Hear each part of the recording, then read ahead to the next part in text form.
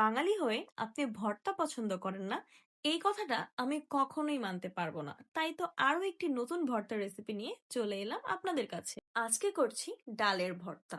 প্রথমেই কিছু পেঁয়াজ কুচি এবং ভাজা শুকনা মরিচের গুঁড়ো আর লবণ দিয়ে একসাথে সুন্দর করে মিক্সড করে নিলাম। ইনগ্রেডিয়েন্টস গুলো ভালো করে মিক্স করে নেওয়ার পরেই এখন সরিষার তেল অ্যাড করে দেব এবং আরো কিছুক্ষণ ইনগ্রেডিয়েন্টস গুলোকে একসাথে মিক্স করে নিব। আমি মনে করি হাতে বানানো যে কোনো ভর্তায় এই মিক্সিং এর ব্যাপারটাই একটা মেইন ক্যারেক্টার প্লে করে। যার মিক্সিংটা যত বেশি ভালো হবে তার ভর্তার টেস্টটাও তত বেশি হয়। তাই খুব ভালো করে মেখে নিয়ে আজকের ভর্তার মেইন ইনগ্রেডিয়েন্টস সেদ্ধ করে ডালটা অ্যাড করে দিলাম এবং এখন এটাকে আরেকবার সুন্দর করে মিক্স করে নিব। নেওয়ার পরে আরেকবার উপর দিয়ে সরিষার তেল দিয়ে দিলাম যাতে ভর্তাটা খুব বেশি টেস্টি হয়।